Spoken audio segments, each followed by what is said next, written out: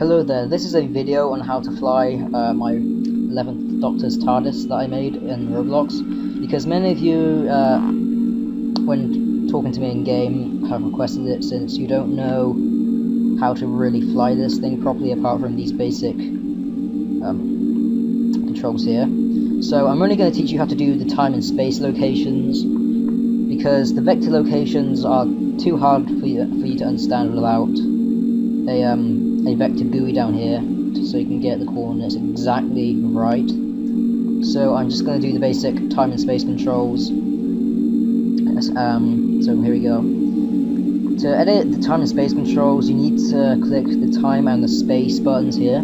So if I want to change the time vector, I want to click on the time button, go over to this console, and I would press the X, but there's no current value in there. So I'll press the 1, then I'll press the tick to confirm it, and that's the time value set. Now to set the space value, you do the exact same thing, but click the space button, and then press the 1. Actually no, I want to go to 1, 2, so I'll put the 2 in there, and confirm that. And then that's your coordinate set. And before you take off into the time vortex, I recommend you you turn this on, because if you don't, when you land, the TARDIS will go flying off the map, and then it will nil itself, if you know what that term means. It just basically means it falls so far out the map that it just gets deleted, and then you're stuck in here. But if I'm in the game and that does happen, I can press this lever here and it will reset the TARDIS, but only I can do that right now. So yeah, you would press that lever and then you go into the time vortex, and then you press it again to exit it. I'm not going to do that for the sake of lag, and my computer is really bad when recording this. So yeah, that's all I'm really going to tell you. If the TARDIS takes too much damage and it starts spewing fire out the console, to turn off the alarm after it's fixed, you just press one of these buttons. I'm not too sure which one it is. And to turn off the actual TARDIS main sounds, like the warping sound, you click the grey button and the blue button to turn it back on.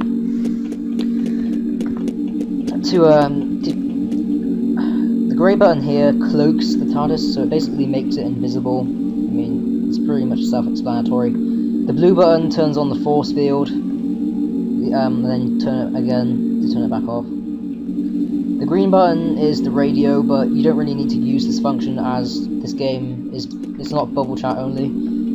So yeah, to power down the TARDIS or fuse it, you click this yellow button here.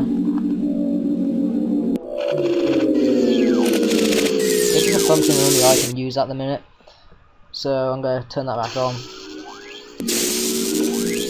To lock the door, all you do is press the red button.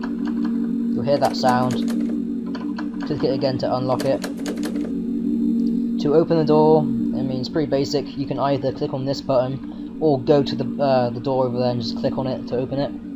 Pretty basic. And the light features over here. If you played my game, you'll know what these do. I mean, it's just a light button. It just changes the color of the lights. I'm